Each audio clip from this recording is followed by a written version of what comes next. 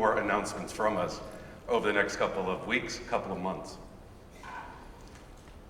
Our mission has always been and remains consistent and very clear, which is to make innovative technology that's safe, secure, reliable, and accessible. We want to deploy our product to as many parts of the world, many parts of the country, or as many parts of the country as possible. This year, we ventured into uncharted waters by launching our very first action camera. Another first from DJI was the announcement of RoboMaster S1, an educational platform built to easily introduce new users to AI, engineering, and robotics. And let me just tell you, it's a cool, cool toy, but also a very educational tool. So putting everything in one package, it was very smart for the company to do this. On the enterprise side, we also introduced AirSense to all our newest professional level drones. For those who are unaware or are not clear what AirSense is, it's an alert system that uses ADS-B technology to warn drone pilots of potential hazards from traditional aircraft flying at low altitudes. As more users around the world continue to adopt our technology, we believe it's essential to maintain a safe airspace environment that enables aerial operations to scale in an organized, safe, and structured way. Of course, there are many other safety announcements that DJI has introduced in the past, such as geofencing, obstacle sensing, remote ID technology, and other technologies that continue to evolve. Our efforts to bring these enhancements to market are not a result of any government mandate or legal requirement to do so. It's because we want our customers and end users to be responsible participants in the airspace.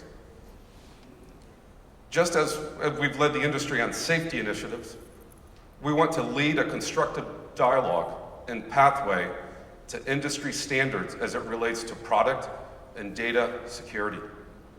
A few weeks ago, a public official claimed that DJI's success and their reliance on our technology was due to dumping of low-priced quadcopters on the market.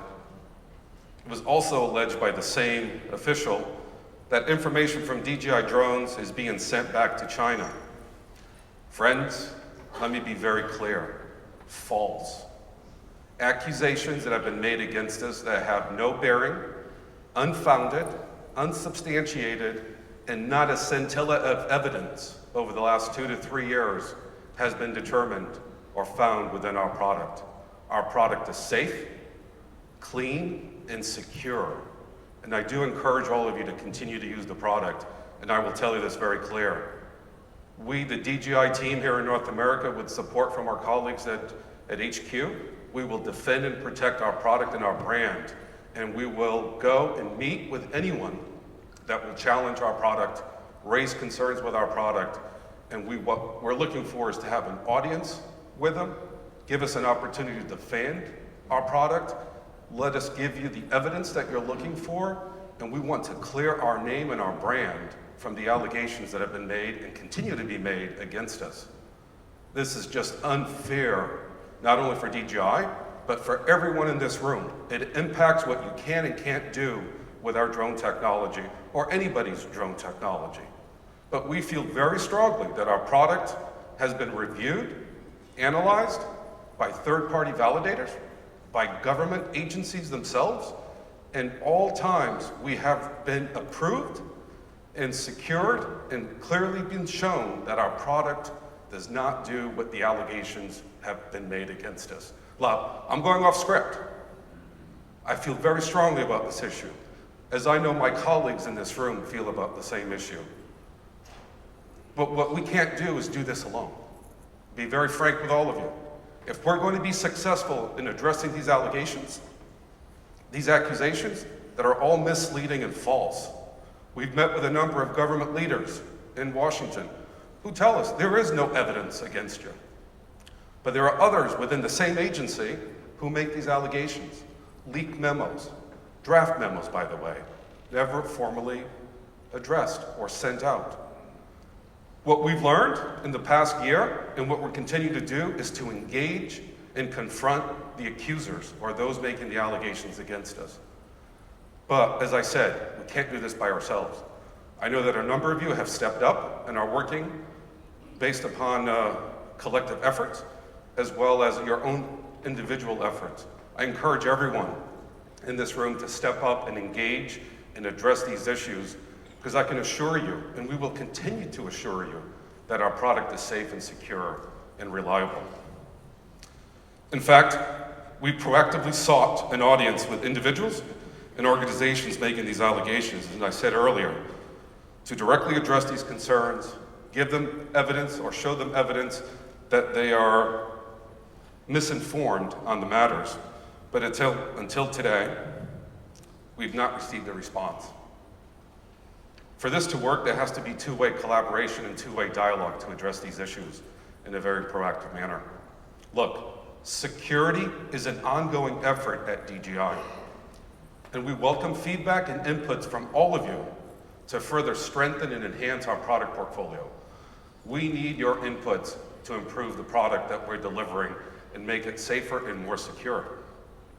Again, these allegations lack the evidence needed, and it needs to stop. Because politicizing the drone technology is only going to damage the industry for all of us collectively. In order for our industry to truly unlock its potential, we must operate based on facts and commit to an open and constructive dialogue. I can't repeat that, right? It is so important to have that two-way communication and really sort of discuss facts, not discuss myths and allegations. We have demonstrated that data is not our business. We have handed over control of the data and the networks to you, the end users, to manage the data. And we've subjected ourselves to third-party audits, and we continue to subject ourselves to third-party audits and reviews of our platform. As most of you know, DJI stays very nimble in order to remain flexible enough to adapt to our customers' needs. Customer needs are priority for us. This is how DJI Enterprise was formed and how customized drone programs like Government Edition solution has been developed in partnership with the Department of Interior. And I can tell you there's more solutions and customization coming to address these concerns and these issues. As our users become more aware of the unique ways in which drone data must be managed and secured, we have in turn enhanced our data security protections to meet these growing expectations and demands from our end users. As you know, in 2017, we established a successful bounty program. In this past year, we've gone several steps further. We've established an internal product security committee focused on reviewing, analyzing, and really absorbing as much information as we can so we can make those necessary changes.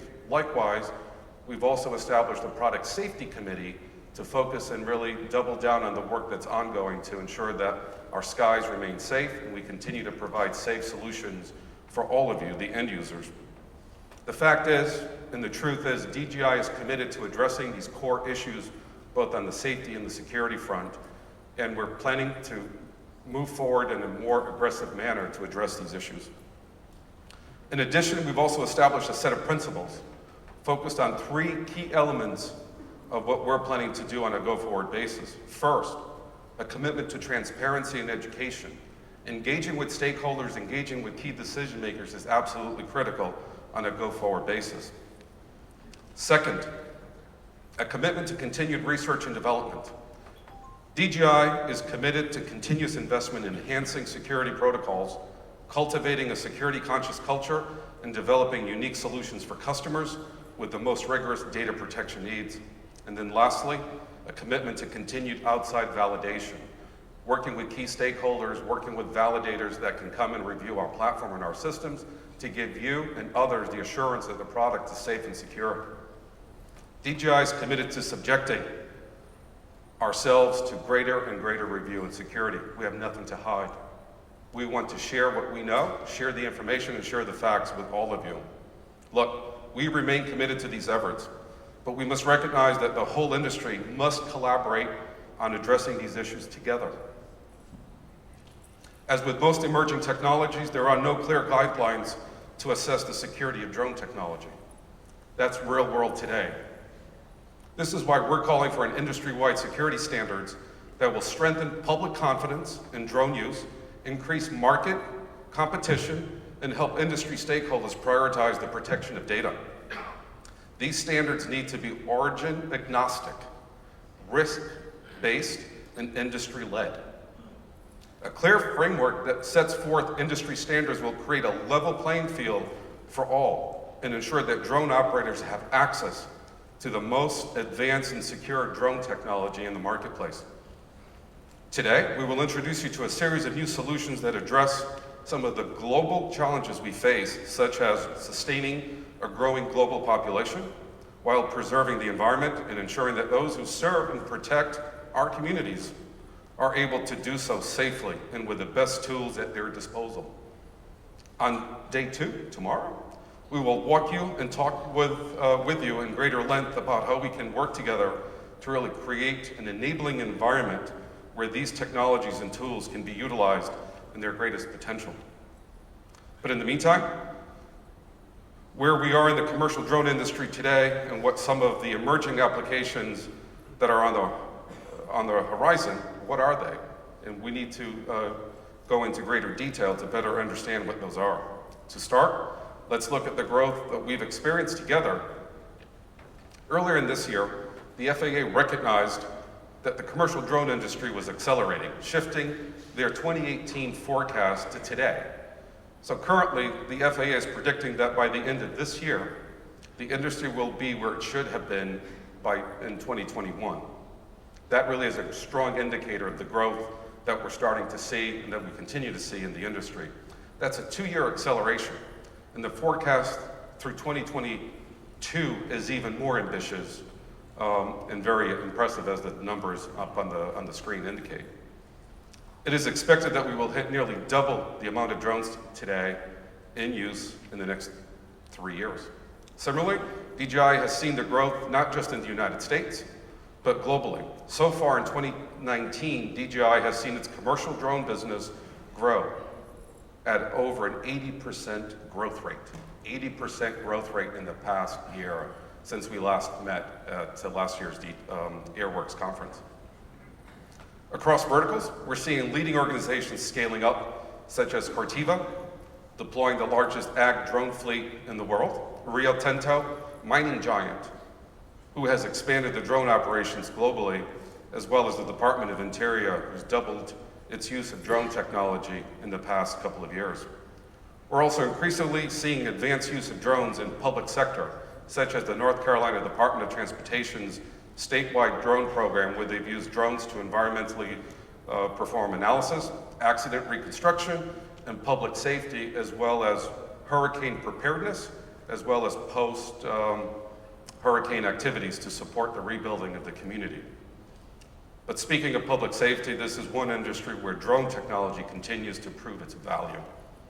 Across the United States, California is among one of the leading states that are spearheading drone adoption within public safety, which is why we brought Airworks to Los Angeles. Without further ado, it is my pleasure to introduce Romeo Dorscher, who will share more interesting details and developments as to what's happening in the public safety arena. Romeo? Thank you. Good morning, everyone. Welcome to Airworks 2019. A very special and warm welcome to all of our public safety attendees who are here from not only the United States, but across the world. And that to me is very exciting.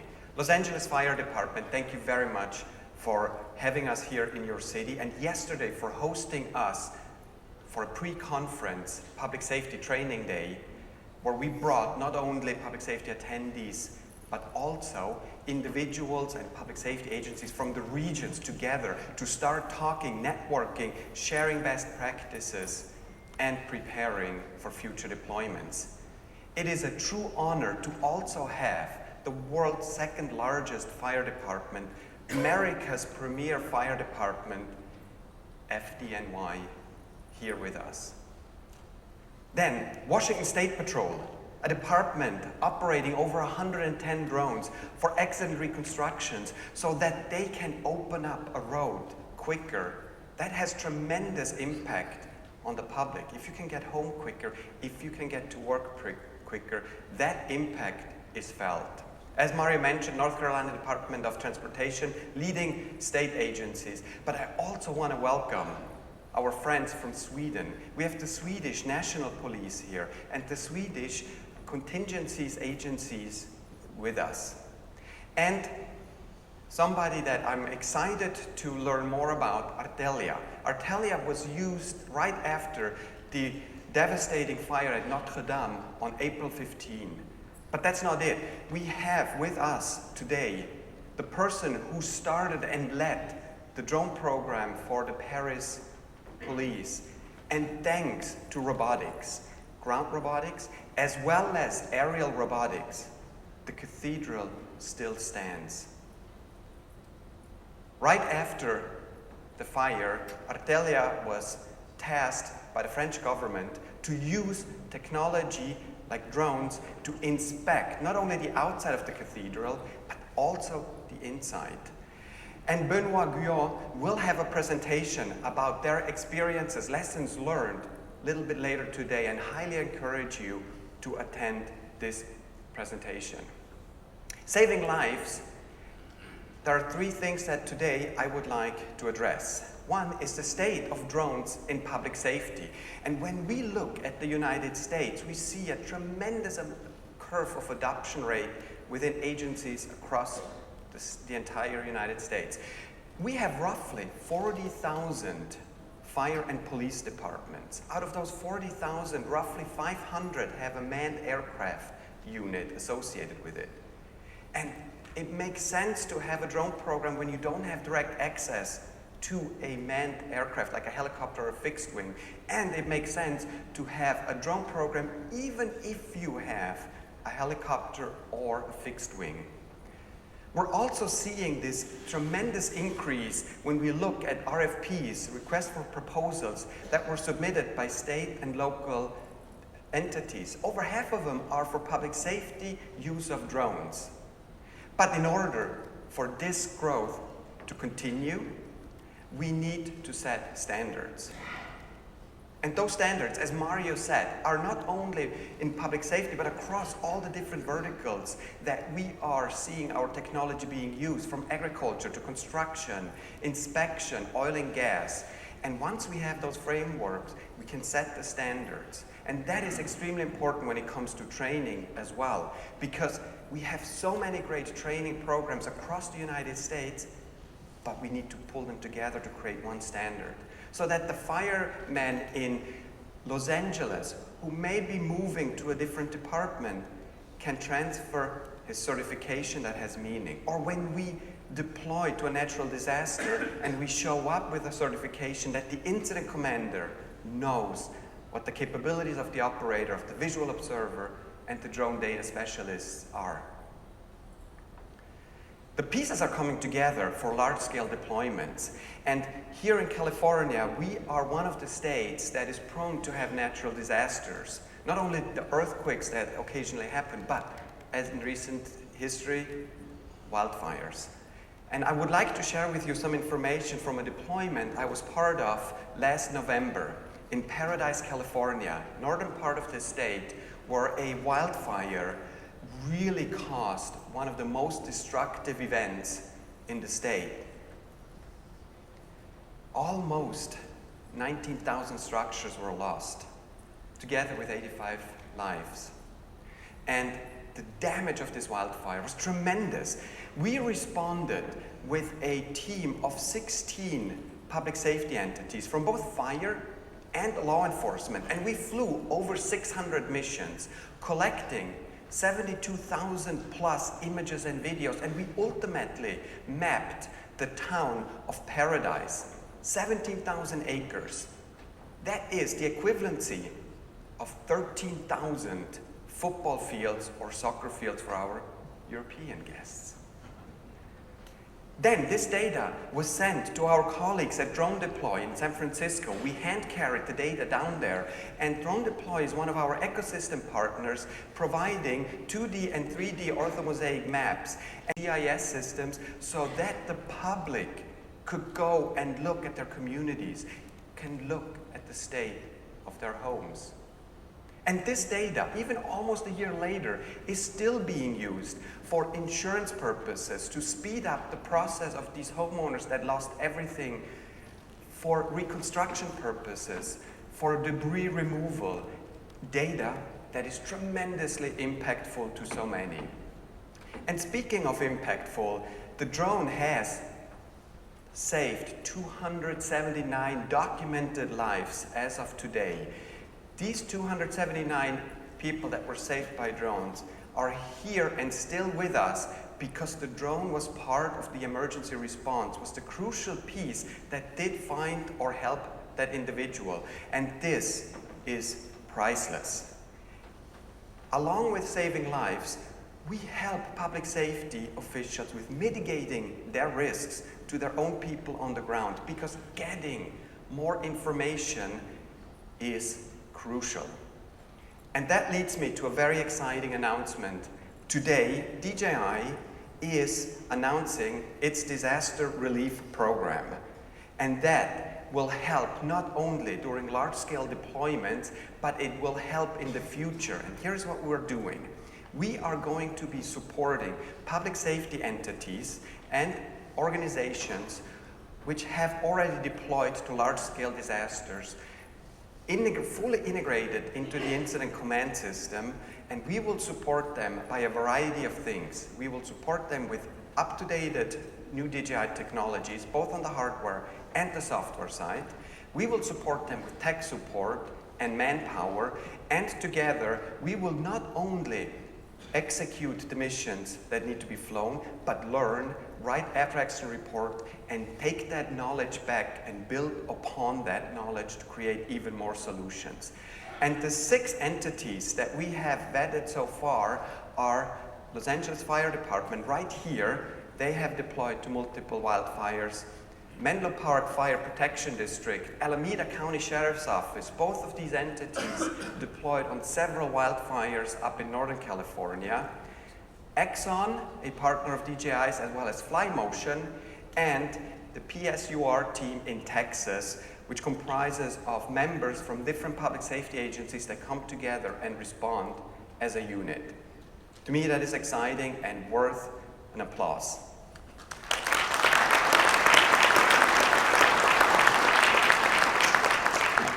At this time, it is my true honor to introduce Battalion Chief Richard Fields with the LA Fire Department.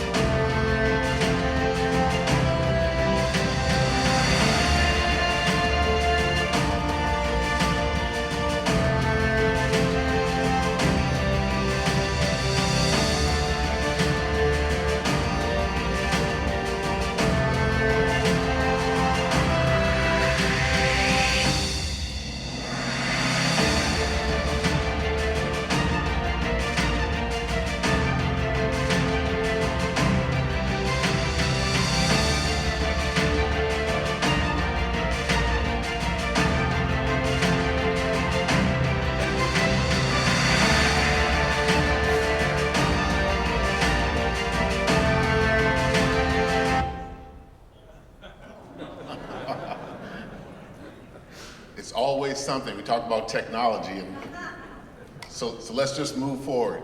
Good morning, everyone. Good morning. Good morning. Again, my name is Richard Fields. It's an honor to be here. I'm with Los Angeles Fire Department. I'm the battalion chief, and I am the program coordinator for our UAS program.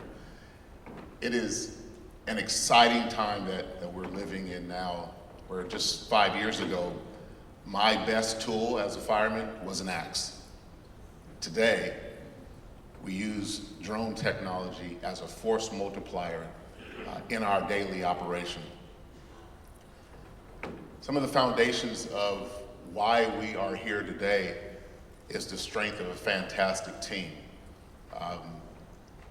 I cautiously use the word I lead because I stand in the back of an amazing team of professionals, people who have an aviator's mindset when operating UAS, especially when they represent the Los Angeles Fire Department. And that collaboration has allowed us to grow to where we are today. What the UAS does for us, and I'll use one word, is accuracy. It has eliminated, in many circumstances, my need to guess what my problem is.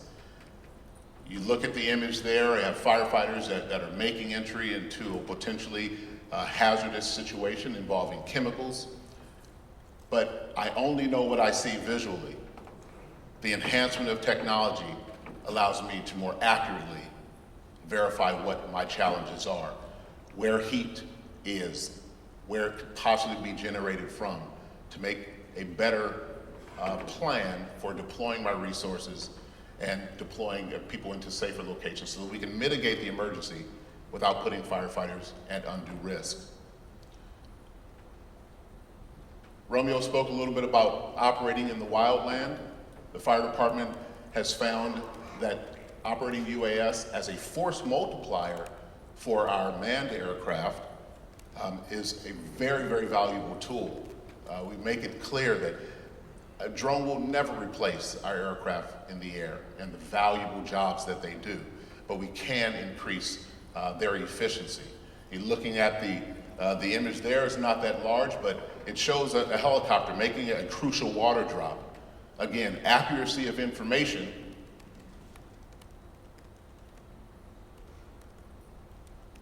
allows us to see that very same water drop, and instead of communicating to the helicopter pilot that that was a good drop by what I see visually, I can confirm that accurately with the use of FLIR technology to see exactly where that drop was made and give the pilot immediate information about his next operation. We use the drones extensively in damage assessment, understanding that we have a large responsibility toward our public. We oftentimes inconvenience them by asking them to evacuate an area so we can safely conduct our operations. Well, obviously they want to get back to their homes. Commerce wants to get moving again. We want to reopen the freeways so people can commute back and forth. By doing accurate damage assessment, we give our incident commanders the confidence that they can let the public back into the areas where there was a fire. We're able to look at damage assessment in our structure fires as well, so that we can see where the fire potentially started. We can estimate damage, and as we do what we call overhaul in ensuring that the fire doesn't restart, we can more accurately place firefighters in the safest possible location to do their job. We use our drones for technical rescue. This is what we would call a hillside rescue or a below-grade rescue. Being able to see that now, the incident commander has the ability to actually see where the rescuers are, to see their progress and how they're affecting the rescue of someone. It gives us that visual image now, where before all we had to rely on was radio communication. Other examples of technical rescues, rescuing a tree pruner from a tree that gets caught in palm fronds. That was a very unfamiliar operation for us, but now being able to add a visual element to that has been very helpful for us. Using mapping post-incident to give us accurate scale and scope and size of the emergency so we can mitigate the problem has been another fantastic tool for us. Mapping to give us accurate damage assessment. Instead, we used to walk around with a handheld GPS, and our observers would say, well, it's approximately X amount of acres. But we can accurately give that acreage, giving our incident commanders, again, the confidence that they can let people back into the area. Another element of our success is fantastic leadership. Our leadership on Los Angeles Fire Department constantly challenges us to not just bring on cool toys, but to treat it professionally, to be objective about its application, to operationalize this UAS purposefully. One of those leaders is our Chief Deputy of Emergency Operations, Al Poyer. I'm going to bring him up. It is a pleasure not only to have learned from him over the years, but to be mentored by him, to be led by him as we build our UAS operation. So he's going to come up and speak a few words. Without further ado, Chief Deputy Al Poyer.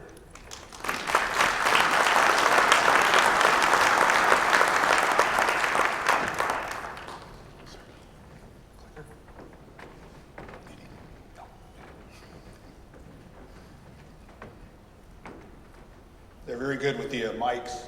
I wanted to make sure that I didn't walk out to the breakfast bar to utilize the facilities with my mic on, so they're managing it for me. Thank you for the kind words. Thank you for allowing us to be here today. Romeo said that he was happy that Los Angeles Fire Department hosted this conference here in this beautiful city, and then he turned the corner and said, welcome to the FDNY, the premier fire department in the country. I wasn't sure how to take that. But we're at peace with that. FDNY is a wonderful organization, wonderful people, very, very competent organization. We learned a lot from them. So why am I here? I'm the Chief Deputy of Emergency Operations, like you said. We're very fortunate to have several very, very passionate, engaged folks in our UAS arena. Richard Fields has done a fantastic job as a program coordinator, amazing individual, very engaged. He actually has a full-time job other than being the UAS coordinator. He does an amazing job managing all those moving parts. And then Dave Danielson here is one of our premier operators, another person that's completely passionate and engaged in this process, and that's important. It's important to work the problem, and I appreciate, from my perspective of where I sit as part of the team, hearing the people that I work with start to parrot the things that I tell them. It has to be meaningful and purposeful, where it has to be, how do we operationalize it? It just can't be a cool toy. There's a lot of shiny objects out there, and the folks out here that are in the development processes with drones, you need to understand that it needs to be purposeful for us, and in my conversation with Mario, I know that a lot of the work that goes into R&D is examining what our real needs are, authentic, true, purposeful, meaningful needs. We're a big metropolitan fire department. We cover 470 square miles here in the city of Los Angeles. A third of that was the Santa Monica mountain range. It runs right through the city. You'll see that if you look out to the north. But the development has slowly but surely shrunk that process over my past 33 years. I was born and raised here in Los Angeles. Another thing that's important about our organization is I actually, by default, I sit on the LA Area Fire Chiefs Operational Committee. 30 fire departments in this operational area, 30 metropolitan fire departments. One of the other ones is Los Angeles County, a large organization that borders us, has a contiguous border with us, great partner. And then we sit by default on the operations and the board of directors for FireScope, the Firefighting Resources of California, organized for potential emergencies, which is, the reason I tell you that is because guidance documents and policy for what goes on in the fire service in California is oftentimes vetted through that organization, through all of the stakeholders and policymakers, and those organizations come together and decide what's best for our state. And what's best for our state is oftentimes mimicked by other states and entities because we go through that process. One of those things is drone operations and UAV operations. Very, very transformational, this particular product. I relate it to in the early days of thermal imaging cameras and FLIR technology. And when that came on the market and became available to fire departments, it really transformed the way that we do a lot of our operations, emergency operations and overhaul operations. And drone technology is very similar in that things that we're utilizing drones for, we have a air operations fleet. Unlike some organizations, we have helicopters, manned helicopters. They're AW-139s, Augusta Westland 139s. They're about $20 million each with all the equipment on board, the avionics and computers. We have 5 of those. We have 2 Bell 206 Jet Rangers. We have about $125 million air operations entity and enterprise out there. And we have to manage that from a safety perspective of collaboration, coordination, and cooperation with the drone operations. But in addition to that, aircraft on ground time is incredibly important. It's incredibly expensive to maintain that fleet. What it comes down to when we talk about shiny toys and purchasing drones and implementing a drone program, it comes down to what's fiscally responsible. And this technology, this tool has proven to be incredibly efficient and effective from a standpoint of being purposeful and from a standpoint of resource utilization for us. And examples would be some of the flights that we do related to brush fires. We used to have to do that with fixed-wing aircraft and manned helicopters. And we had a fire last year, in June of last year, up in the border between Beverly Hills and Los Angeles. It burned about 40 acres. And you can't fly helicopters around in those hillside areas all night long looking for hot spots and making sure that the fire isn't igniting in some areas you don't want it to. And you have resources on scene trying to manage that. And what we can do is ground our aircraft, because it's really expensive to fly them, and it puts time on the motors when we really need them. We want them to be available. And we were able to utilize drones to effectively fly the perimeter of that fire for the entire night to determine where those hot spots were. Again, we're using them for another example of actually looking at what the need is for the organization. We're looking at hazardous materials incidents and equipping the drones to go out and do some of the same operations that we would have to suit up a team of hazardous materials members to go out and gather sampling and go downrange and see what the perimeter and footprint of that incident looks like. And what we're doing is working on the ability to utilize drones for that. So you can imagine the first responders that are here in the audience today, if you work on a hazardous materials team, you get the call for a specific incident, you get on scene, you start to do an assessment, and you start suiting people up in incredibly expensive Class A suits so they can go downrange and try and determine what the incident encompasses, what the material is, what the danger is. You could shorten that time frame significantly with drone operations and with the sampling equipment that's available now in the industry. And what that does for us is it allows us to get those other resources available, because like I said, we run 1,300 calls a day. We take 600 people to the hospital every day. Resource utilization for us, keeping those resources available, is incredibly important. The safety of our people is one of the number one things we think about. And this technology, this tool allows us to do that. And so I appreciate the collaboration and the cooperation that we have with entities such as DJI and other organizations that allows us to determine organically what's working for us in the industry.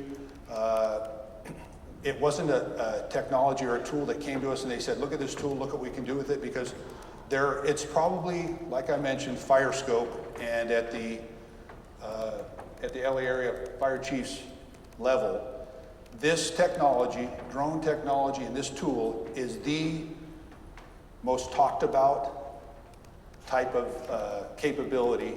In the past 18 months, it's been the most talked about technology available in the fire service.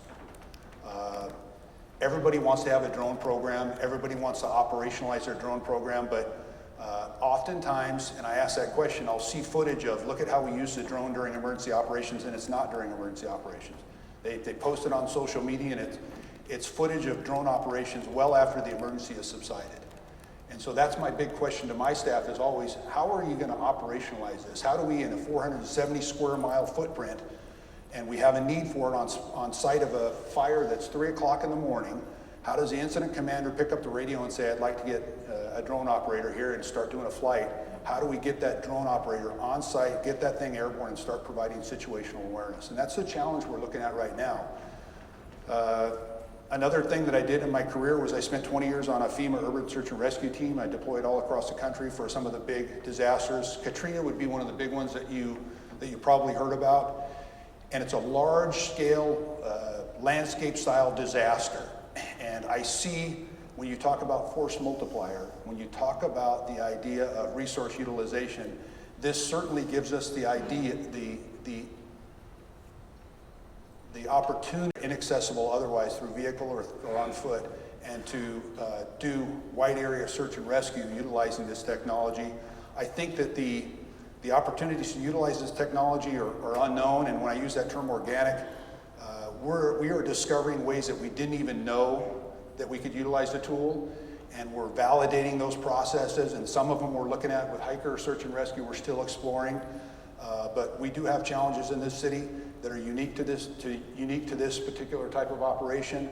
I think we're an advantageous geographical area to explore because of our border with the Angeles National Forest and the work we do with the U.S. Forest Service, our borders with LA County and Ventura County and Glendale and Burbank and Pasadena and multiple other cities. And so anyhow, thank you for what you do in this industry. Thank you for actually contributing to public safety and for developing a tool and a technology that I think is ultimately going to provide for not only better resource utilization, but it's going to save lives, and it's going to protect firefighters and police officers and other people in the public safety arena. So thank you very much for having us here, and thank you for what you do.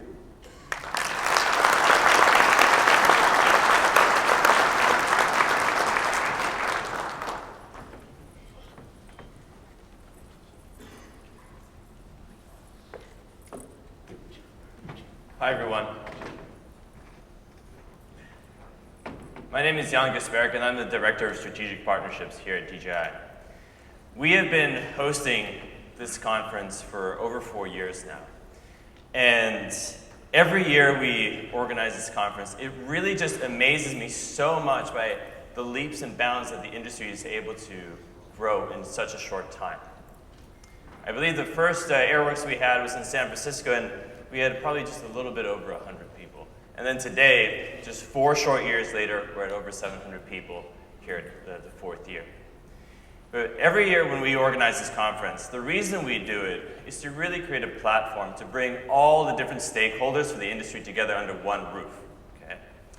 And DJI very much we see ourselves as a custodian of this industry to some extent. But we very much recognize that if we actually want to realize the potential of this technology, it's not something that we can do ourselves. Okay?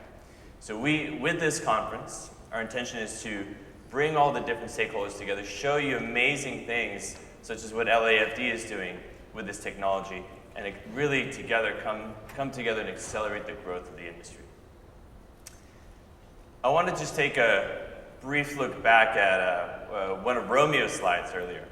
And this is the case study for the wildfire response at Paradise. Now, this is, again, I think just a good example of what we can do when we're able to bring everybody together. As part of the response, we had over 16 UAV teams, over 600 missions flown. Now, this is, in no stretch of the imagination, is this something that DJI could do alone. And in fact, as part of the response, of course, DJI was involved, but DroneDeploy provided their software for a lot of the photogrammetry work. We had a hangar that was also involved using their software to generate the 360 panoramas. And also a company called Survey that would help geolocate a lot of the videos that we produce. And again, this is just one example of what we can achieve when we're all able to come together and operate in a collaborative manner. And we really hope that Airworks is a forum for that, to showcase what we've done and really build the partnerships for the next year ahead. Now, when it comes to partnerships, for DJI, there's been no partner that's been with us for longer than FLIR. We originally started to collaborate all the way back in 2014 on the original XT1 program. So with that, when we launched that product, it was the world's smallest fully integrated thermal sensor into a UAS. Then last year, we followed up with the ZenMuse XT2, which integrated both visual and thermal together. And that turned out to be an incredibly powerful tool to allow public safety and other inspection work to really engage with more complex operations. So we're very excited about our partnership with FLIR and the future, and what really the future holds for it. And today, we're very proud to invite them up on stage. And we'll have Chris Bainter, who's our Global Director of Strategic Business Development, who will tell you more about some of the amazing work they're doing on the DJI platform. Over to you, Chris. Man, I'm excited to be here today. That was great. It's hard speaking after you guys, though, at LAFD, I gotta tell you. Man, anyway. Well, I'm excited here today to talk about a brand new product announcement from FLIR. But before we talk about that, I wanted to talk first about FLIR's mission, which is to innovate technologies that increase awareness and insight so that professionals or first responders can make more informed decisions that save lives and livelihoods. And that couldn't be more true when we think about first responders. We develop tools that help give them better insights. And one example that you see here is a handheld thermal camera that can see through smoke, provide better situational awareness. It was really encouraging and validating. I guess we're just proud that that's working so well and excited to take that technology in the XT2 with the collaboration with DJI and put that on an unmanned UAS aircraft. And we saw that that works really, really well for first responders.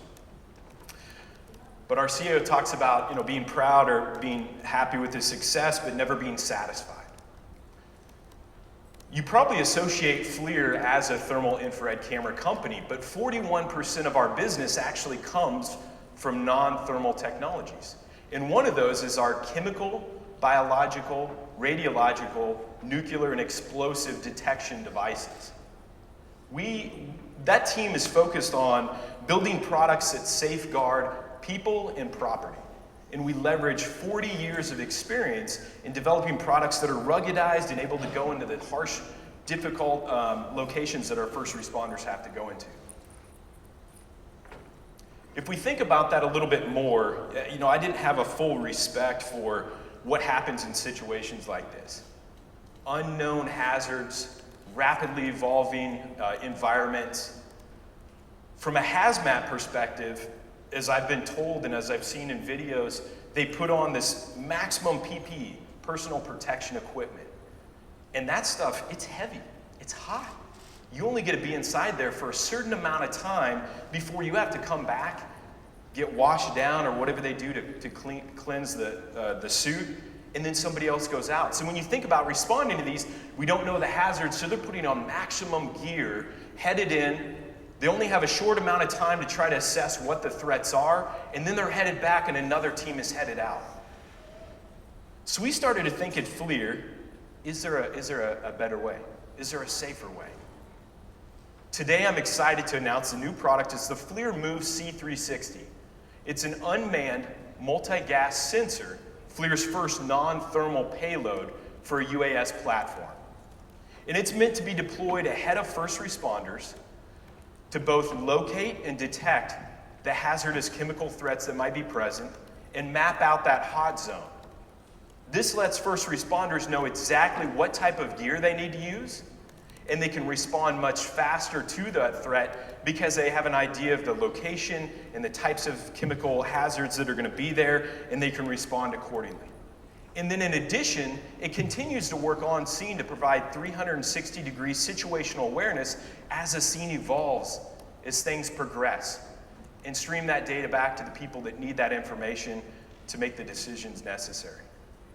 The C360 is a perfect complement to our already expansive portfolio of handheld detection solutions.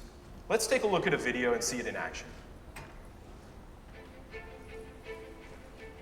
Being first on scene puts you at a higher risk. But what if there was a safer way to assess the scene? Now you can take command of any situation from a safe distance. Meet the future of gas monitoring. The FLIR Move C360 is the industry's first multi-gas detector, fully integrated with an unmanned aerial system. Whether your mission is hazmat response, emergency management, environmental monitoring, or inspection and compliance, situational awareness is critical. Take command of any situation from a safe distance. With 8 sensors, including a PID, the C360 provides more coverage than a typical handheld gas meter. Powerful visuals from the ZenMuse XT2 combined with the C360 sensor data to give you a comprehensive overview of the scene. With the FLIR C360, operators can locate the source, define a safety perimeter, and monitor gas concentrations in 3 dimensions. And it allows responders to select the right PPE, monitor, analyze, log, and identify hazardous gases with the easy-to-understand visual overlay. Be the first in and the last out. with the FLIR Move C360. Pretty exciting. Thank you. Now there's a lot going on in that video. I'm not sure if you actually caught which part was the actual new sensor product. It's the block that sits on top of the UAS platform, and you saw the snorkel that sticks out. So it has an active pump technology and runs that across the 8-channel sensors to be able to detect which types of threats are present. So when we think about situations that are first responders are going to go into, it could be a leaky tanker car, it could be a train derailment, maybe an active fire scene. The idea is that the C360 is your first line of defense. It gets sent out ahead of the first responders, again, to both locate and detect what types of threats are available. Maybe it's a chlorine gas or carbon monoxide, and be able to locate those sources, and also to help map out the hot zone. And in those situations, this again helps reduce that response time dramatically, and we kind of played out some of the scenario of how it does that. So not only informing of the different types of PPE that they'll wear, the gear that is necessary and appropriate, but building out a better action plan of how to address that situation. Let's also talk about another type of application. Oops. There it is. Okay, so industrial safety, inspection, compliance monitoring. Remember, the C360 detects a multitude of gases, and some of those are being able to detect hydrocarbons and methane. So this is really helpful for going in locations where it's difficult to get to physically, and so to reach access those hard to reach locations, you can send in the C360. And it not only helps you detect where the gases are and the types of gases present, but when you couple it with the XT2, it really becomes even more powerful. So an example would be an XT2 detecting hot gas, that you're seeing the thermal impact, and then the C360 tells you whether it's methane or a hydrocarbon, and that helps in compliance, or if there were a situation, it can help you set up a safety perimeter. And then the last one we talked about was emergency management. And so having it remain on scene with you for 360 degrees situational awareness as the scene progresses. Maybe there's different threats and they're changing, new ones are coming up. It definitely is meant to be the first in and the last out in that scenario. So in summary, there's kind of 3 core benefits to the FLIR Move C360. One of them that we've talked about is assessing the scene from a safer distance. Giving better understanding of the location and types of gases so that we can be quicker response time and reducing that time to action. And the last one we talked about was 360-degree situational awareness. The FLIR Move C360 really does fulfill FLIR's mission of providing insights and awareness so that professionals, first responders, can make more informed decisions and ultimately save lives and livelihoods. But really, to understand this product the best, we encourage you to come by, visit us, get hands-on with the product, talk to some of our experts, and learn more. Thank you very much.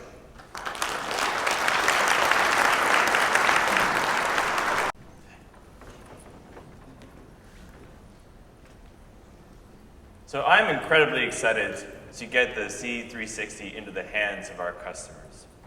This is just one example of how DJI is creating a platform that can then allow others to build on top of in order to really focus on applications where really, DJI cannot really unlock that potential themselves.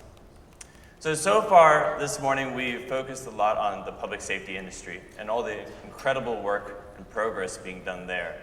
Now, I'd like to shift it over into agriculture. Now, in the early days of this industry, I think we all were, everybody was very enamored about the potential of this technology within the agriculture space.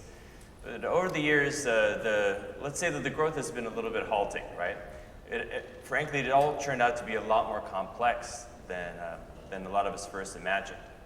But today we'd like to actually revisit this industry and look at some of the trends that are happening and also some of the opportunities that are coming our way as well. So we're going to cover off on 3 things today. First is the state of the agriculture industry from DJI's perspective. Second, we're going to talk about some new data capture platforms and what they can mean for the industry. Lastly, we want to give you a sense of really what DJI's vision is for the industry moving forward. But first, why agriculture? Well, in the US alone, it represents a $1.4 billion market. And this is part of a global market of nearly $6 billion. Okay, so just from a numbers perspective alone, there's a lot of opportunity if we can solve the problems that this industry faces. Nevertheless, farmers historically have really faced a lot of challenges when it's come to adopting new technology systems. And there's many reasons for this, but if we could probably summarize them a little bit, it really comes down to the fact that they're not very easy to use and they're not very integrated with their existing systems. Farmers are also facing a range of different challenges. The industry has been consolidating, where today over 25% of farmers own just 85% of the cropland. So there's quite a high concentration of ownership. The industry also faces a lot of financial challenges, where 1.5 million farms make less than $50,000 a year. Now, when you consider that a lot of these individual farms would also be individual households, you really start to get a sense of the challenges that people's livelihoods face. Of course, being a farmer also means that you have to be very much at home with unpredictability and instability. Weather historically has always been a challenge for the industry. Of course, pests that can come in and destroy large tracts of crops. Soil health. So this is especially an important consideration when farmers might be replanting multiple tracts of land for long periods of time. Global trade, where the prices of the crops that they fetch could vary quite a lot from one growing season to another. And lastly, climate change, which of course exacerbates all of the other factors. Nevertheless, we at DJI, we see three core value propositions for drones. First, through the use of drones, we're able to allow farmers to scout their field in a lot less time. Historically, they would have to walk the length of their fields and they would physically look at what the state of their plants was and assume, simply because they had no other tools at their disposal, that was the situation for the entire field. Now, with the use of drones, they're able to rapidly map entire fields and really get a holistic picture of what the situation actually is. With new sensor technology, we're also able to start to see the unseen. We can look past just the visual spectrum and really look at what's happening with plants across multiple spectrums. And lastly, with regular access to real-time data, farmers can be empowered to actually make decisions and better decisions across their growing season. Now, when you compare drones to the status quo, which is really satellite imaging, there really, frankly, is no comparison. Drones have two primary advantages in relation to satellites. First is they're able to map with a much higher resolution, simply by virtue of the fact that we're flying closer down to the ground. Second, drones offer a lot higher data availability. And with that, what we mean is that when a farmer needs data, he simply just gets out his drone and he can go fly his field and get the data that he needs, right? It's very much self-serve. You don't need to wait for the next satellite overflight. It's a much more intuitive process.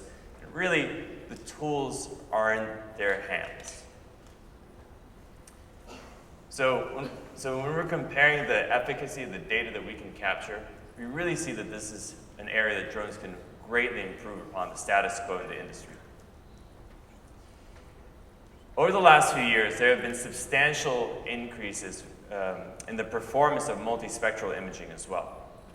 Now, to give you a sense of multispectral imaging, essentially what we're doing is that you're taking narrow slivers of the light spectrum, and then you're comparing what you see across those different slivers. And of course, we're also able to capture data beyond just the visual spectrum as well. And this technology is advancing to the point where you're able to gather all this data and very quickly understand what's happening with the plants. Because when we're capturing all this data, we're able to understand, for example, if there's plant stress in one specific area due to water or due to lack of nutrients. or perhaps there's areas that simply haven't been planted or there wasn't any stand that emerged. We see the industry progressing to a point where this data is going to feed into an analytics system that's going to be able to output a recommendation based on the data that's captured. And we're hoping that one day you're simply just going to be able to scan your field and get a notification about what needs to happen. And of course, if we're able to create a standardized data capture platform, this means that we're actually able to create a platform that allows others to really start building off of that data and use AI and machine learning tools to analyze that data and really adapt it for all the different unique variations and aspects. And as any farmer will tell you, as soon as you get down onto the field, things are really a lot more complex than what we might first think. And a one-size-fits-all approach is not going to work. At the same time, historically, machine control has also seen a lot of adoption within the agriculture industry. And we see this same trend carrying over onto drones as well. DJI has we started a spraying program back in 2015. And historically, that was quite a manually piloted program. But over time, we see this data capture piece and the spraying components starting to be able to communicate with one another. So we're actually able to build a full end-to-end solution. Now, in order to realize this vision, what's needed is a standardized and highly accessible data capture platform. And by accessible, we mean that it needs to be extremely easy to use. It's got to be as simple as powering on the drone, selecting the area you want to map, and hitting go. Second, it needs to be very well integrated. Existing systems today require multiple steps and complex workflows. It's a lot for an individual farmer to take on just by themselves. So it's our vision, if we're able to simplify this and fully integrate it, we're really able to create a lot better experience for the end user. And lastly, it needs to be widely compatible. We may be able to standardize the data capture piece, but after that, it's going to take a range of different solutions to really be able to unlock that potential. And today, ladies and gentlemen, I'm very proud to show you DJI's latest vision for the agriculture industry. As the world population continues to grow, we need innovative ways to feed more people sustainably. That means leveraging intelligence in the agriculture industry. Meet the new tool that makes your workflow intelligent, the DJI P4 Multispectral, a high-precision multispectral drone solution designed to get you agricultural insights for targeted action.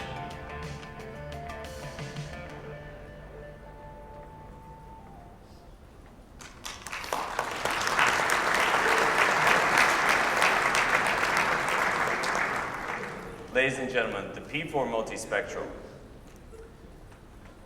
What we did for this program was to take one of our most widely recognized drones and integrate a fully integrated multispectral camera.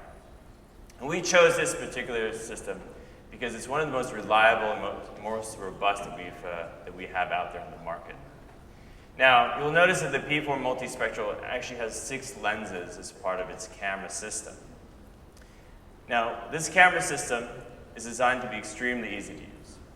So what it has is that we have one single RGB sensor, and you use that for the traditional mapping work that you would do. And then we have a 5-band multispectral sensor. Now, each one of these sensors is a 2-megapixel sensor with a global shutter. So this has been optimized based on the feedback that we got from the field for what's needed for this type of work. On top of the drone, we've also integrated a spectral sunlight sensor. And what this does is essentially when you're out there in the field mapping, it'll keep on measuring the ambient lights in that specific area. And the ultimate impact that this has for the end user is that we're able to create a lot more accurate data and consistency over time. So the P4 Multispectral is fully integrated and ready to use completely out of the box. And we really see that this is going to be the next stage in really standardizing data capture in the agriculture industry. Now, I'm proud to announce that the P4 Multispectral will be priced at $6,499 and will start shipping in October. In addition, we've included several things within this bundle. So we'll include a basic Terra license, a GS Pro license that's going to help you with the mission planning, and also Enterprise Shield Basic.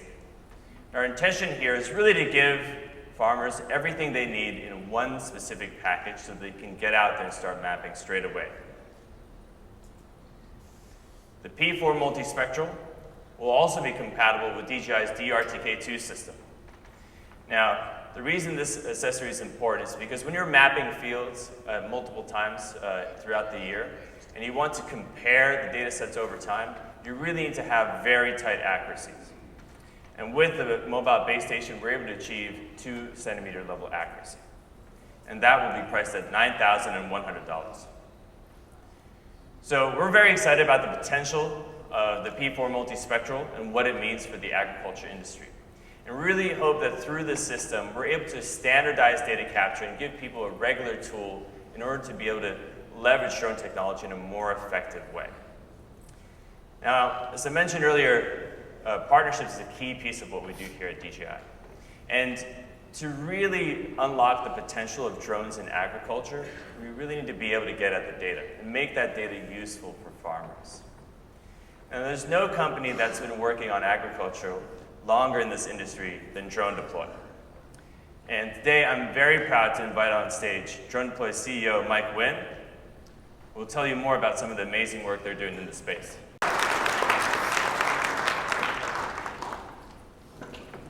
Thanks, Jan. Super excited to be here and super excited about the Phantom 4 Multispectral. Before I start on that, I just wanted to think about the fire departments. DroneDeploy has actually been affected by fire twice. And I've actually seen a whole team of firefighters charge into our office where we had one foot of visibility. We had a fire next door. They charged in, they used their axes, and yeah, fearlessly. And our office was saved. So I just wanted to give a clap to all the fire teams here. Thanks very much for all your work. I'm really excited to support you. It was really awesome to hear Romeo tell the story of Paradise. I'm going to talk about ag, but DroneDeploy, we support all sorts of industries, and we're really excited to support all the Drones for Good activity. DroneDeploy is actually a Pledge 1% company. That means we pledge 1% of our time, our energy, to good causes. And as a part of that, we do a lot of work with fire teams. And that whole activity of getting 16 fire departments together through Romeo and his team, coordinating all that, and then processing 72,000 images, is that right? 72,000 images on DroneDeploy within 48 hours, we think is just such a great demonstration of the scale and the value that drones can achieve today. And we're going to talk about that scale. So, I'm Mike, I'm the CEO and founder of DroneDeploy. We've been doing drones and ag since about 2014. It was the first industry we went into, but DroneDeploy serves every industry. Farming is really big for us, and what's really exciting about agriculture right now is the scale. And we're seeing that scale here today with this whole wide room, adopting drones. We're also seeing scale in each individual company. When we started DroneDeploy, in the first few years, there was only one drone per company, maybe 2 or 3.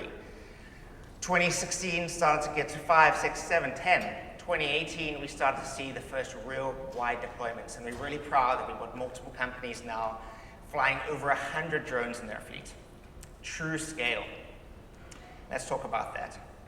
So, at DroneDeploy, for those of you that don't know, we make drone software. We make drone software that works across many different types of drones, but we focus specifically on DJI the most. You can use the flight platform there, and our customers use it all over the world. We've over 5,000 customers paying for our product today, and they are doing a ton of work. Actually, 1 million flights per year are happening on DroneDeploy. Over 3,500 every single day.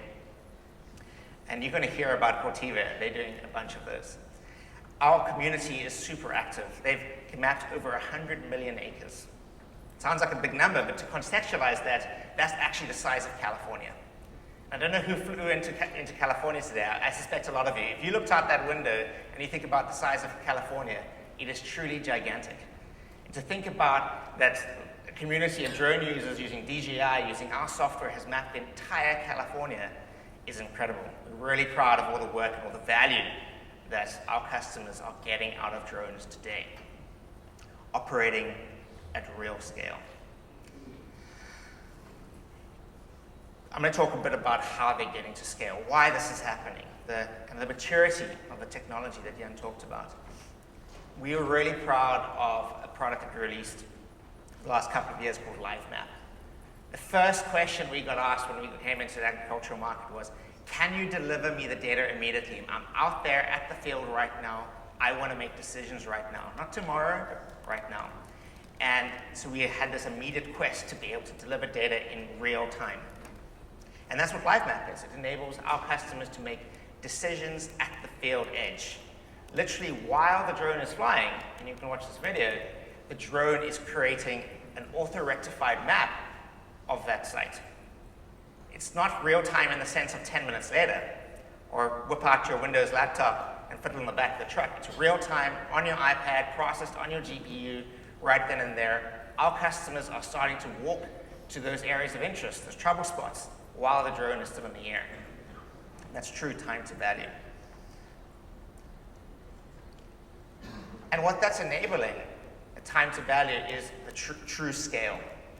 We're seeing three things from our customers that is leading to scale, really operationalizing this technology. The first thing you need is reliability. This stuff needs to work 10 times out of 10. The whole industry has been making great strides on reliability. The second thing you need is ease of use. This stuff must just work. That's our expectations now, right? You buy a product and it just works. You put it down, you press the button, it flies, it gives you the data you need. No fuss, no questions, no clicking, not lots of buttons, it's easy. And that ease of use is critical to scale, because you can imagine if you've got hundreds of pilots, do you want to send hundreds of your team on week-long training courses to figure this out? To require lots of support? No, this product just needs to just work. And just working leads to the third thing that's important for enterprise scale, and that's time to value. You need to get that value immediately, quickly, to enable you to make the right decisions. And that's all about, you're going to make good decisions, that gives you the return. The investment is the amount of time you put in. If we can minimize that investment, we can maximize the ROI. And to surround all these things, you need an enterprise platform that enables that. And we've talked a lot about security today. DroneDJ is proud to be the only ISO 27001 certified software company in our space. You need the enterprise user management, the fleet management, the audit trails, all that to enable a secure and scalable operations of your products. And that's enabling companies like Corteva to grow to massive scale. They're already on 350 plus drones right now. You're going to hear more from Jeremy. I'm not going to try and tell his story. He's going to come up next. We're really proud of the work that Corteva has done and how quickly they've scaled their program. But it's not just big companies. Corteva is the #1 seed corn seed company in America. We have lots of small companies, small businesses, whether it's just single growers using the technology or small service providers, but even to the mid-sized companies like The Equity. The Equity is a great story. They've been using drones for a couple of years, and they've just got great metrics. They are a co-op in the Midwest who helps their farmers, provides advice and sells them seeds and chemicals. And what they found was as they transitioned to using DroneDeploy, away from other drone technologies, they were able to capture 2.5 times more data per day. That's all that time to value, ease of use, reliability enabled all those things.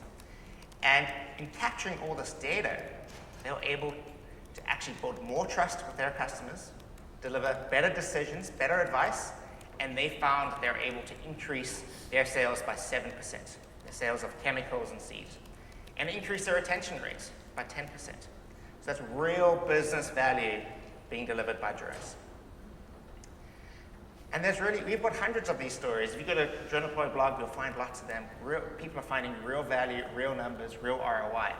So I was talking about the Midwest. We're in California, so I thought I should highlight a Californian customer. Bowles Farm is about 5.5 hours northeast of here, north of here. And they are saving $15 per acre. And they've got a 1,200 acre farm. 12,000 acre farm, excuse me. So you can do that math. They're saving $180,000 a year with drones. I can tell you their budget for the drone team is not $180,000. They're getting massive ROI. And all the things that are enabling these companies are those three things: reliability, ease of use, and time to value. And that's why we're super excited about Multispectral, the new P4M. We see a product that can deliver all those things. Up till now, DroneDeploy has just been focused really on the RGB world. We've heard from our customers you can capture a ton of value in agriculture just from seeing your field from above. But there's that next step of seeing the unseen, and we're excited to make that available to our customers. So we're really excited to be announcing we'll be supporting the P4M and the data. DroneDeploy will be launching full 5-band multispectral processing. It's going to be available in Q4, and you can learn more about that at the DroneDeploy conference, which will be October 16th. We're super proud of the work that our photogrammetry team has been doing. We've got 6 PhDs working on that full-time, computer vision, machine learning. I think you'll find, if you've used DroneDeploy before, and you haven't used it for a while, I think you'll find that we can actually deliver you the best data quality of any product, and it's all through the clouds. It's infinitely scalable, so you can process 16,000 acres in 48 hours if you really need to. We're really proud of the work this team has done. We're really proud to be able to support this product, and we're excited to be able to do more for the agricultural community. So thanks very much. It's my pleasure to invite Jeremy up onto the stage. They've been doing incredible work with drones over the last couple of years, and we're really proud to support him and his team. The bird's eye view, a way to see all the hard work on the farm with pride. Today, we've brought the bird's eye view to the field to bring precision to farming operations and see what we've never been able to see before. Nothing matches the importance of boots on the ground. But now, with eyes in the sky, we're able to help farmers work smarter than ever. With the world's largest agriculture drone fleet, we can provide real-time data that matter on individual fields, all in a matter of minutes. It's a powerful tool in our toolkit and offers information every grower wants to know. What's going on in my fields right now? Spotting problems early can save an entire harvest. With real-time aerial views, we can spot diseases and pest pressures before they get out of hand. In wet springs, early season flooding can be seen, assessed, and action recommended. It can even measure planter error in a field right after emergence to help growers save time, increase yield, and make the right in-season decisions for their bottom line.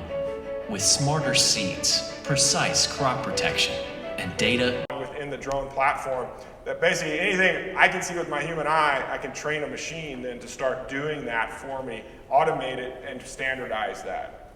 Other things we learned, pilots. There is a bell curve of population for pilot control and operation.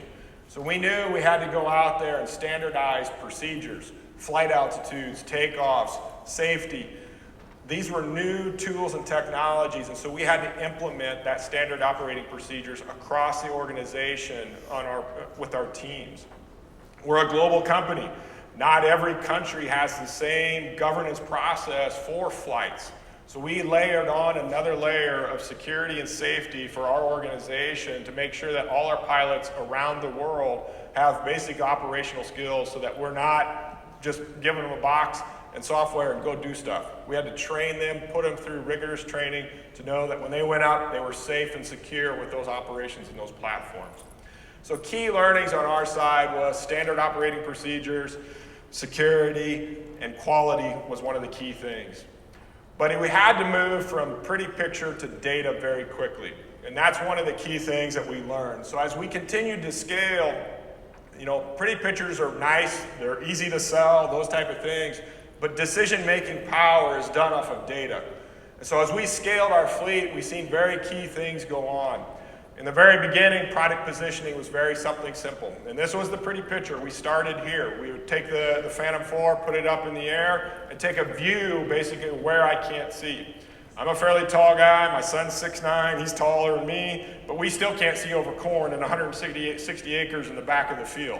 I need to be able to get up in the air and see what I can't see. And that's what that platform allowed us to do. So we could see the impacts of germplasm in the environment and know which ones are the best products for our customers to produce food for all of us to eat here at lunch. So that was the visual. The next step was edge processing. So I still had to move SD cards in that first one with product positioning. The next thing was edge processing, and that was where our partnership with DroneDeploy came into play.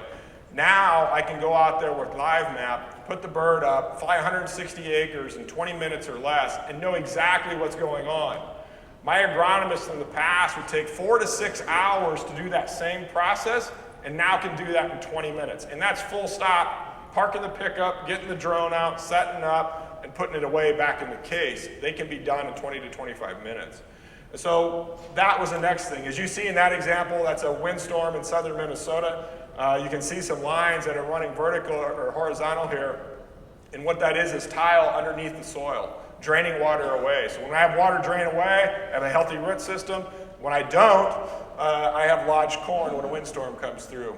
The interesting thing is this is one of our germplasm plots at impact site, and you can see tons of hybrids that are successfully withstanding Mother Nature in that environment, and that's how we use for product advancement. So again, moving from picture though to data was the key thing. The last step here is machine learning algorithms. So here within our internal organization, like I said, we've converted over 20-some traits. This is just an example of stand count. So I can now count plants and look at gap analysis as well on different crops and different components. A case study we did with a grower in South Texas over a 200-acre farm. We did the gap analysis flight, again, in about 25 minutes. We uncovered that the grower had left over 20 acres with nothing planted because of the machine. The planter wasn't set up right, he wasn't dropping seed, and he had just left 20 acres at 0 yield potential. What that grower then did was that field edge decision that day knew he's not going to invest that much more inputs into that crop because his potential was just reduced. So now he has financial impact to his operation at the field edge and can make a better livelihood as he moves forward. So as we move forward within our organization and partnering with a group like you guys as well, one of our key principles is scaling up breakthrough technologies. So we can do a lot of things in what I call proof of concept hell, where we get out there and we do this, and I only can do it in this environment or in this small scale. And that's great, I can do that internally. I have tons of sensors that we have in our research. I mean, I can do plant height through LiDAR technology. I can do thermal, I can do multispectral for color and crop, as you can see with the examples. But if I can't scale it, I can't improve agriculture and a farmer's way of life. And so that's one of the key things where the partnership with DJI has been beneficial, is bringing technology and platforms that allow us to scale our technologies to growers to ultimately improve agriculture. And at Corteva, that is, at the end of the day, our purpose, is to enrich the lives of those who produce, my dad, my brothers, and for those who consume. I don't know how many of you are farmers, but I can guarantee you're all consumers because you either had breakfast or you'll have lunch. And every time you have a meal, you're involved in agriculture because that's where it comes from. And so that's what we're about with Corteva Agrisciences, to ensure that progress for generations to come. My middle son's actually a pretty solid gamer, at least he thinks he is. This technology is bringing back a whole nother generation, whether they go clear to the farm to do this, or whether they engage with organizations like us and yourselves to improve agriculture. This technology is whether other technologies are bringing a whole new landscape of generation back to agriculture, and that is what we need. So with that, I thank you, and I'll turn it back over to Jan.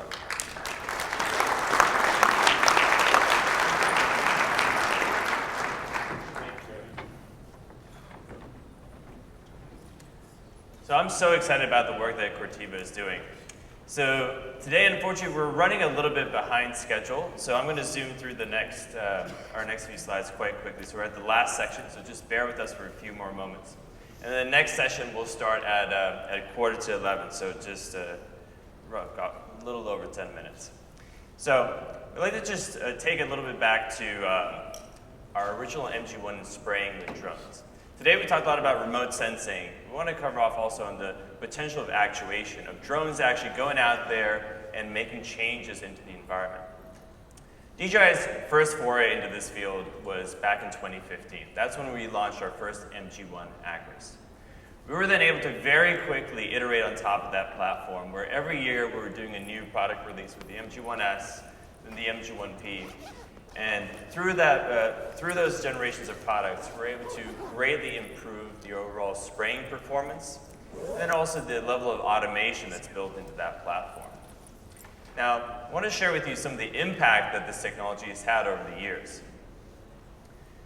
To date, DJI drones have sprayed over 50 million acres of farmland. And just to give you a sense of the scale, that's more than the entire arable cropland in France. And this has all been sprayed by DJI drones. To date, we've shipped over 50,000 units of spraying systems across a range of different models. Now, as this technology has grown in adoption, a lot of this has been concentrated in East Asia. And so far, we've also seen a big ecosystem emerge to really support this technology. We've seen over 3,000 technical specialists to be trained by DJI. So these are folks that will repair and maintain the systems. And we've certified over 30,000 pilots. So there's a tremendous workforce that's out there actually supporting this type of work. Now, since 2015, we've been able to validate the concept, and we've identified 3 core value propositions of drones for spraying. First is that we're able to reduce the inputs, we're able to increase the productivity through the amount of automation we're able to introduce. We're also able to reduce the amount of risk, simply because there's less opportunities for contact poisoning. So ladies and gentlemen, today we're very proud to announce that our latest platform for spraying, the Argas T16, is now going to be made available in North America as well. So I'd like to give you just a few highlights of the system. The T16 improves dramatically upon our older systems in that it has a foldable design and IP67 level protection. That means the system has a degree of water and dust resistance. The T16, with the system, we've also increased the capacity of the tank from 10 liters to 16 liters, which is roughly 4.2 gallons. And with the new spraying design system, we've been able to increase the spray width to about 6.5 meters, or roughly about a little over 7 yards. And the reason this is important is that when you're spraying large tracts of land, if you're able to increase the spacing between your individual flight tracks, you're actually able to cover a lot larger area. The T16 also comes with a terrain following radar.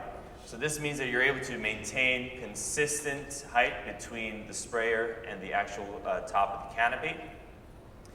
And throughout the generations of this product, we've really been listening very closely to the needs of the operators in the field. And one of the common things they kept on asking us for was for an FPV camera, so that they could actually see out there in the field really what was going on.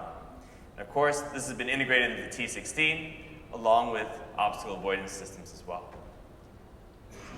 So over the next year, DJI is going to invest a lot of resources into really seeing what we can do to stand up and replicate some of the successes we've seen in East Asia here in the North American market.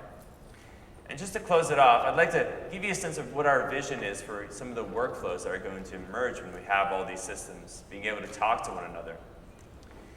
So we see that in the very near future, a farmer is going to be able to go out there into his field, set up with his P4 multispectral, and do a basic map. It's going to generate a digital surface model. We'll then load that model and that data into some analytics software, such as Mike's DroneDeploy. And from that, we're going to understand really the different areas of concern. And then that's going to move on to generate a spraying flight plan. And that's going to be done with some of the software that's utilized with our T16 system. Then, of course, that's going to be loaded off onto the T16, and then the mission can be executed automatically. So we're starting to get to a point in the industry where we have all the fundamental components here to actually start building these end-to-end workflows. And DJI sees its role in the industry to really providing the platform, the core technological building blocks, and empowering others to really start building these systems on top. Now, of course, when there's challenges, there's also opportunities. We definitely need to recognize that the regulatory environment for spraying in North America is challenging. And we're going to work with our partners to see what we can do to stand up proof of concept programs that are actually going to validate this concept and see what we can do to replicate the success. Training and support represents an enormous, really an enormous opportunity for everybody in this room. In order for this technology to be deployed effectively, it has to come with a lot of training and support. And we're going to be working over the next year to really address some of this and build up that capacity here in this market. And lastly, we're going to need a sophisticated distribution network to really be able to get the geographic distribution that we need in order to have this technology deployed down there at the fields. So that rounds us off, and thank you for letting us share really what our vision is for the agriculture industry and everything to come. So that's it for our day one keynote. Sorry we ran a little bit over time. We have a lot of exciting programming for you tomorrow morning as well, so enjoy the rest of the day and see you tomorrow.